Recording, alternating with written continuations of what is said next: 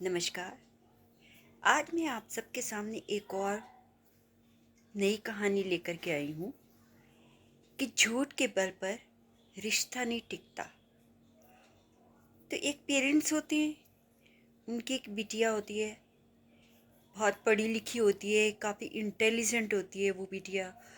और उसने ये सोच रखा था कि मैं भविष्य में कभी भी शादी करवाऊँगी तो हमेशा अपने मम्मी पापा की पसंद की करवाऊँगी, नहीं तो मैंने शादी करवानी नहीं है। उसने यही सोच रखा था कि मैं शादी नहीं करूँगी, पूरी ज़िंदगी अपने माँ बाप के पास रहूँगी। और उसका कोई भाई नहीं था, अकेली थी वो, इसीलिए वो यही चाहती थी कि मैं शादी ना करके सारी ज़िंदगी अपने माँ बाप के साथ रहूँ। तो लेकिन जो माँ बाप जो हैं वो बहुत समझाते हैं उसको कि ऐसा नहीं होता, आज हमें कल हम नहीं होंगे तो तुझे कौन संभालेगा, तुझे कौन देखेगा, और शादी तो तुझे करनी ही पड़ेगी। बहुत समझाते हैं उसे। तो एक दिन ऐसा होता है कि लड़की बोलती है हाँ ठीक है।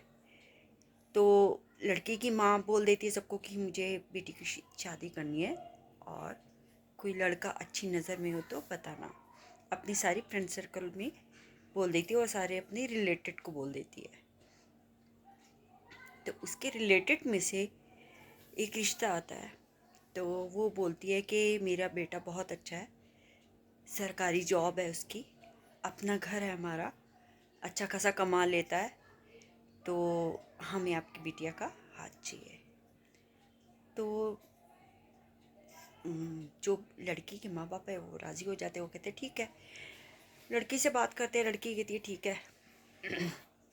आते हैं लड़के वाले, लड़का भी आता है साथ में देखने के लिए लड़की को, और सारी बातचीत एग्री हो जाती है, सब कुछ हो जाता है, सारी बातचीत कर लेते हैं वो लोग। लड़के वाले जो लड़कियों से बातचीत पूछनी होती है लड़के वालों से वो पूछ लेते हैं सब कुछ। लेकिन इन सब के बीच में ना जो लड़का होता है ना वो बिल्कुल नहीं बोलता, एक वर्ड नहीं बोलता। तो वो लड़की बोलती है कि मैंने इतना टाइम हो गया आप लोगों को बैठे हुए, मैंने लड़की की आवाज़ तक नहीं सुनी, तो क्या आप मुझे अपना नाम बताएंगे? आप उनसे बोलिए कि आप अपना नाम बताएं।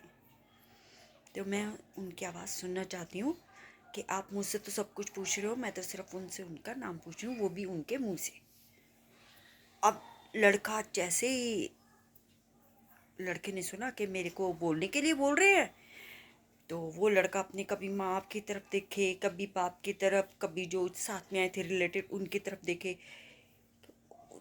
लड़की सोचे कि कुछ ना कुछ गड़बड़ तो है, कि ये लड़का कुछ बोला भी नहीं है, और जब मैंने बोलने के लिए बोला तो ये इधर उधर देख रहा है, कुछ गड़बड़ है। उसने बोला कि लड़के की माँ बोली कोई बात नहीं है, ये थोड़ा शर्मीला है, थोड़ा कम बोलता है। कहते कम क्या बोलता है, मैं तो सिर्फ नाम पूछ रही हूँ। लड़की कहती है चलो कोई बात नहीं, कोई कोई बात नहीं। उसने ये बात को जाने दिया। फिर चाय वाय सबने पी, सारी बातचीत हुई। जैसे वो जाने लगे ना उठ के, तो वो चले गए। लड़का बैठा हुआ, लड़का कहता लो तो मेहंदी हलाऊं। जैसे उसने ये बोला, लड़की के पैरों की तरह जमीन निकल गई। वो सोचने लगी कि अच्छा यही कारण था जो लड़का बोल नहीं रहा था बहुत देर से, तो इसका मतलब ये लड़का तोतला है।